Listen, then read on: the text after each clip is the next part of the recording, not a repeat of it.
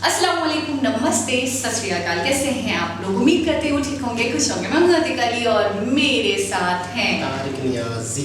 अस्सलाम वालेकुम, नमस्ते, सत श्री अकाल। उम्मीद करता हूं ठीक होंगे, खुश होंगे। दोस्तों जहां रहें खुश रहें, माँ बाप का ख्याल रखें, क्योंकि माँ बाप फिर तो सब कुछ है। आज की हमारी वीडियो है इंडिया कैट्स मेंटेनेंस। स्टार्ट करते हैं अपनी वीडियो को। Let's start. वर्ड से करते हैं। ओके गाइस, तो वीडियो का टाइटल है India gets maintenance order of 6 Russian Su-30 from Uganda.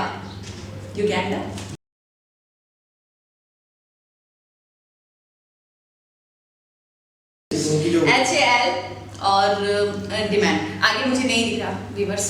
दोस्तों, रूस और यूक्रेन की लड़ाई ने भारत की डिफेंस कंपनियों को 4 चांद लगा दिए हैं। आज दुनिया के वो देश जो रशिया से हथियार खरीद कर बैठे हैं, उन हथियारों के मेंटेनेंस और सर्विस के लिए भी वो रूस के ऊपर डिपेंडेंट रहते थे। लेकिन स्विफ्ट सिस्टम से जब से रशिया के बैंकों को निकाला गया है, उन देशों को मुश्किल आन पड़ी है कि कल को हम अगर रशिया से काम कराते हैं तो उसकी पेमेंट हम रशिया को कैसे देंगे। और दूसरी बात यह भी है कि अमेरिका के साथ वो डील करके रखते हैं, और अमेरिका के सैंक्शन अगर उनके ऊपर लगते हैं तो उनके देश को एक बड़ी क्षति होगी। यही कारण है कि वो रूस से काम ना करवाकर दुनिया के दूसरे देशों से काम कराना चाहते हैं। लेकिन प्रॉब्लम तो आखिर में यही आ जाती है कि आखिरकार रूसी हथियारों की मेंटेनेंस करने वाले देश कौन से हैं। दोस्तों, भारत एक बड़ा देश है। भारत के अंदर रूस के हथियारों की एक बहुत बड़ी संख्या है, और यही कारण है कि अब अफ्रीका के देश भारत की तरफ आ रहे हैं कि हाँ, आपके पास रूसी हथियार हैं, आप भी हमारे हथियारों की मेंटेनेंस कर सकते हैं, तो मेंटेनेंस जरूर कीजिए। दोस्तों, जैसा कि आप स्क्रीन पर देख रहे हो, गूगल मैप पर नजर डालिए। यह है प्यारा भारत और यह है अफ्रीका। अफ्रीका के अंदर एक देश है युगांडा, जैसा कि स्क्रीन पर आप देख रहे हो। इस देश के अंदर भारत के प्रधानमंत्री 2018 को गए थे, और यहां पर जाने के बाद भारत के प्रधानमंत्री ने इस देश के साथ रिश्ते अच्छे किए।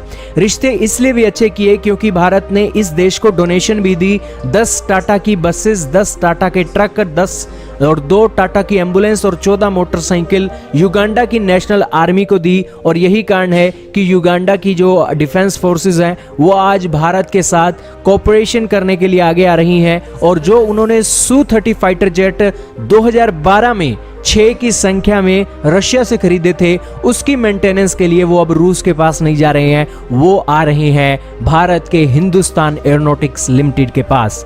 हिंदुस्तान एरोनॉटिक्स लिमिटेड के पास आज मैन्युफैक्चरिंग का लाइसेंस है इन एयरक्राफ्टों को बनाने के लिए। और आज युगांडा को भारत से अगर काम करवाना है तो उसे एक ये भी छूट मिलती है कि रशिया से अगर काम कराएगा तो वेस्टर्न कंट्रीज के सैंक्शन लग सकते हैं, लेकिन भारत से काम कराएगा तो कोई सैंक्शन लगने का डर उसके ऊपर नहीं है। और इस सिचुएशन में रशिया का भी कुछ ना कुछ प्रॉफिट तो जुड़ा ही हुआ है, और दूसरी सिचुएशन में हमारा भी काम निकल गया, रशिया को भी थोड़ा बहुत मुनाफा मिल गया, और इस सिचुएशन में सारी बातें सेटल हो गई हैं। लेकिन ये बातें यहीं तक सीमित नहीं है। भारत युगांडा का काम कर रहा है। अफ्रीका के बहुत से ऐसे देश हैं, मिडिल ईस्ट के बहुत से ऐसे देश हैं जो आज रशिया के हथियारों के ऊपर डिपेंडेंट रहते हैं, और उनकी मेंटेनेंस सर्विस के लिए वो उसी के ऊपर डिपेंडेंट रहते हैं। तो वो भी अब भारत की मार्केट की तरफ देख सकते हैं। हालांकि युगांडा के अंदर ही अकेला Su-30 फाइटर जेट नहीं है, बल्कि T-90 टैंक भी हैं, और भारत के अंदर तो T-90 टैंक को लेकर 80% हम आत्मनिर्भर बन चुके हैं। तो जाहिर सी बात है कि T-90 को लेकर भी युगांडा की कोई जरूरत होगी तो वो भी भारत पूरी करने के लिए तैयार है।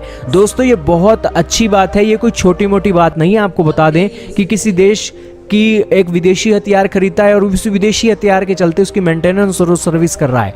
हालांकि ये ऑफर सिर्फ भारत को ही मिला हुआ है, क्योंकि भारत ने बड़ी संख्या में Su-30 अपने देश के अंदर खरीदे हैं। तो हमने सबसे पहले रशिया को कहा था कि हम आपसे ज़्यादा संख्या में Su-30 तो खरीद लेंगे, लेकिन मेंटेनेंस और सर्विस के लिए आपको हमारे देश के अंदर लोगों को तैयार करना होगा। और उन्होंने हमारे लोगों को तैयार किया, उनके पार्ट्स और मेंटेनेंस सर्विस कैसे करनी है वो सारी रिक्वायरमेंट पूरी कर दी, और उसी के लेकर Su-30 को लेकर हम अब अपने देश में आत्मनिर्भर बन चुके हैं, और अब युगांडा का काम पकड़ने वाले हैं। MOU साइन हुआ है, और ये एक बहुत बड़ी डेवलपमेंट निकल गई है। क्या कहना चाहोगे दोस्तों? रशिया का भी काम निकल रहा है, भारत भी यहाँ पर मुनाफा कमा रहा है, और उस देश की भी जरूरत पूरी हो रही है जो देश रशिया का हथियार खरीदता है। कमेंट सेक्शन में दोस्तों जरूर बताइएगा। जी जनाब। अच्छा, मैं ये कहूँ कि इतने फोर्स यानी कि जब उन्होंने Su-30 पहले लिया था तो तभी उन्होंने रशिया से कहा था कि हम आपसे इतनी ज़्यादा तादाद में Su-30 ले रहे हैं, तो इसकी मेंटेनेंस की जब हमें ज़रूरत पड़ेगी, आवश्यकता होगी, तो फिर हम क्या करेंगे। तो आप एक काम करें कि हमें हमारे लोगों को, हमारे वर्कर्स को इसका मेंटेनेंस सिखा दें। तो उन्होंने फायदा, उनको ट्रेन कर दिया। और अब ये जो युगांडा है, ये जो कंट्री है, अब ये इंडिया को समझ रहा है कि जाहिर सी बात है रशिया के पास तो जा नहीं सकता, सेशंस लग जाएंगे, तो ये इंडिया के पास आया है कि आप Su-30 की हमारे यानी कि मेंटेनेंस कर दो, इसको रिपेयर कर दो, या इसमें जो भी मेंटेनेंस है वो कर दो। तो मैं ही कहूँगी एक तरफ तो देखा जाए तो प्रॉफिट है, और दूसरा आप देखिए कि इतने बुरे वक्त में इंडिया था हमारा उनके। अच्छा, मैं एक चीज़ और सोच रहा हूँ कि जो भी हालात हों, मिसाल के तौर पे हम किसी के पास जाते हैं, एक शख्स हमारी हेल्प नहीं करता, सही, या हम किसी पे बड़ी उम्मीदें लगाते हैं, तो इस चीज़ से आप एक और चीज़ सीख लें, हमें सीखनी चाहिए कि कहीं ना कहीं से कोई ना कोई रास्ता बन जाता है, कहीं ना कहीं कोई ना कोई उम्मीद निकल ही आती है। देखें रशिया के साथ हालात ये हैं, अब उनकी मेंटेनेंस चाहिए थी तो कोई ना कोई रास्ते निकल आए। अच्छा, इंडिया ने उस टाइम ही मेंटेनेंस भी अपने लोगों को सिखाने की शर्त रखी। मैं कहता हूँ दूरअंदेशी के ताक़। अच्छा, लेकिन एक बात तो इंडिया को ये नहीं पता था कि बाद में हम दूसरों की करवाएंगे, उन्होंने तो अपने लिए ही बोला कि हम इतना ज़्यादा क्वांटिटी में ले रहे हैं, हम कितना मेंटेनेंस करवाएंगे, आपके पास कितना भेजेंगे, तो आप एक काम करें कि आप हमारे ही लोगों को एक तरीके से मतलब सिखा दें, ठीक है, तो उनको ही ट्रेन कर दें। और उसके बाद अब आज देखें जाकर इतने सालों बाद कि इंडिया की ज़रूरत युगांडा के और कई देशों को, कई युगांडा की खबरें आई सामने, और दूसरी भी खबरें आएंगी सामने, और भी देश होंगे। और अच्छा, इसके अलावा भी कई और मामला भी होंगे जिसमें अच्छा एक चीज़ और भी मुझे अब दिख रही है, मुझे ऐसा भी नज़र आ रहा है कि ऐसा भी हो सकता है कि रशिया के साथ जो स्विफ्ट वाला मामला कट हो चुका है, हो सकता है कि रशिया ही के लोग इंडिया में आए और वो जो भी दूसरे देशों में जाके मेंटेनेंस देते थे या काम करते जो भी सर्विसेज देते थे वो करेंगे, और रशिया इंडिया ही वो होगा, सपोर्ट करेगा। जब हालात बेहतर हो जाएंगे तो वो अमाउंट रशिया को दोबारा चली जाएगी। मुझे ऐसा लग रहा है कि एक होता है ना कि मैं मिसाल के तौर पर इंडिया तो लेकिन पे कर रहा है ना। अभी देखिए आप क्रूड ऑयल का बताएं कैसे पेमेंट करेंगे। मैं बता रहा हूँ, हम 3 दोस्त हैं, सही है, मेरा अकाउंट बैंक वाले सील कर देते, ठीक है, अब मेरा 2, 4, 8, 10 लोगों से लेन-देन चल रहा है, मेरा काम रुक रहा है, ठीक है, अगर मुझे आप पे भरोसा है, मुझे आप पे भरोसा है, आप मुझ पे, तो हम क्या कहेंगे कि मैं तुम्हारे जो भी काम कर रहा हूँ करो, यहाँ डलते हो, मैं आज नहीं कल आपसे मेरा अकाउंट खुल जाएगा, मैं आपसे ले लूँगा। मुझे ऐसा लग रहा है। अच्छा, एक और चीज़ मुझे बहुत क्लियर हो गई, और मैं बिल्कुल भी हेजिटेट नहीं होंगी बात बोलते हुए कि भाई इंडिया की जो है ना ग्लोबली मैं कहूँगी अलग ही एक अनदर लेवल वाली जो है ना वैल्यू है। मैं ये सोच रही हूँ कि जैसे कि इंडिया ने ट्रेड कर लिया था रशिया से, ठीक है, क्रूड ऑयल ले लिया, तो दूसरे देश भी सैंक्शन को नज़रअंदाज करते हुए या फिर इस चीज़ को के प्रेशर में ना आते हुए रशिया से कर लेते, कांटेक्ट कर लेते या बोल देते कि जी हमें मेंटेनेंस करवानी है, कैसे पे करें, ना डरते हुए चले जाते, आगे बढ़ जाते। लेकिन ये जो हिम्मत इंडिया ने दिखाई है, ये किसी और देश के दिखाने के मैं ये कहूँगी कि शायद वो अपने वहमो गुमान में भी नहीं ला रहे कि हम ऐसी हिम्मत दिखाएं या हम यूरोपियन यूनियन के अगेंस्ट जाएं, तो हम कोई और इसका रिप्लेसमेंट ढूंढ लें, कोई और इसका ऑल्टरनेटिव ढूंढ लें, लेकिन हम डायरेक्टली रशिया से ट्रेड ना करें या रशिया से के पास ना जाए मेंटेनेंस या सर्विसेज के लिए, हम इसकी जगह कोई और देख लें। मैं ये कह रही हूँ कि यूरोपियन यूनियन से या नाटो से इनकी इतनी ज़्यादा मतलब एक तरीके से ये नहीं बोलना चाहिए था, इतनी ज़्यादा मतलब एक तरीके से ये नहीं बोलना चाहिए था, तो मैं थोड़ा सा आपकी तवज्जो थोड़ी सी मबूल करवाऊँ इस तरफ कि आप देखें दूसरे देश जो हैं, जो दूसरे अदर कंट्रीज़ हैं, वो इस हद तक खौफ और हिरास का शिकार हैं यूरोपियन यूनियन से या अमेरिका से कि वो ही कह रहे हैं कि सैंक्शंस ना लग जाए हम पे कोई पाबंदी या रोक ना लग जाए या हमें ना भुगतना पड़ जाए, तो इस वजह से वो ही कह रहे हैं कि हम डायरेक्टली रशिया से कांटेक्ट नहीं करेंगे। जबकि इंडिया ने बाकायदा ट्रेड किए, बाकायदा किसी भी सैंक्शन को उन्होंने उसको मद्देनजर नहीं रखा या उससे नहीं डरे, उससे प्रेशराइज नहीं हुए, मामलात को ताल्लुकात को उन्होंने मद्देनजर नहीं रखा, उससे प्रेशराइज नहीं हुए, उन्हें जो करना था उन्होंने वो करा। और आप देखें कितने देशों ने, दुनिया में कितने देश हैं, और आपने देखा कि कितने देशों ने आवाज़ उठाई या इंडिया को बुरा भला कहा या इंडिया को कहा कि तुमने गलत किया है, तुम्हें भुगतना पड़ेगा, यू विल पे इट। बड़ी बात है एक इतनी हिम्मत की बात। मैंने शायद पहले वीडियो में जो सुना था तो मुझे उतना असर अंदाज नहीं हुआ था, मैंने कहा चलो कर लिया दूसरे देश भी ऐसे ही बढ़ेंगे आगे, अब इंडिया के ही नक्शे कदम पे चलेंगे, लेकिन नहीं।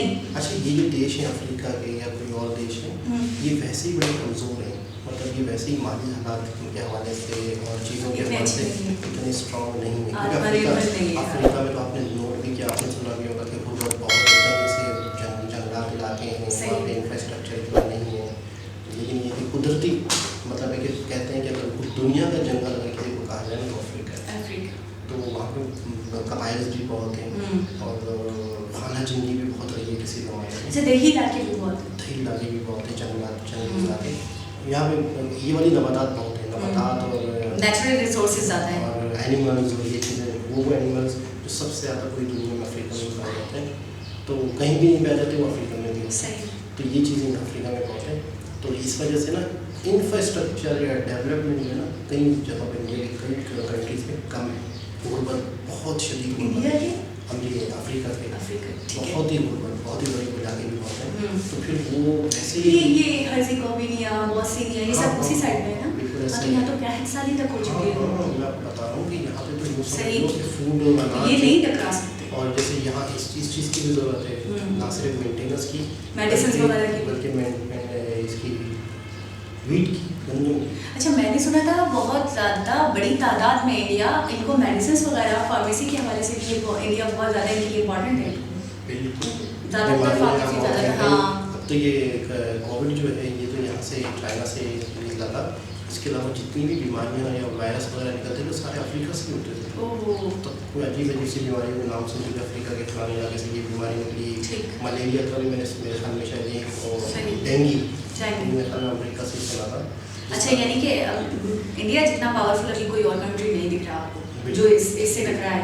बिल्कुल ऐसा ही, और बड़ी बात है, हिम्मत की बात है, और वही कंडीशन वही चीज़ें इमरान खान को भी बुरी लग रही हैं, अजीब लग रही हैं, जिसकी वजह से वो आप कुछ सोचना थोड़ा सा, हम चले हम रिएक्शन को साइड रखते हैं, हम एक ही सफ में तो सारे खड़े हैं ना, फिर एक कर पा रहा है दूसरा क्यों नहीं कर पा रहा है, फिर फील हो रहा है कि हम कहाँ खड़े हैं और वो कहाँ खड़ा है, हमारी कितनी इंपॉर्टेंस है। ऐसा लगता है कि जो वो बात कर रहे हैं वो तो चलो मीडिया वालों ने कैप्चर कर ली तो हमने सुनी, वरना जो सामने लोग थे वो तो पता ही नहीं बात क्या हो रही है, मुझे ऐसा लग रहा है।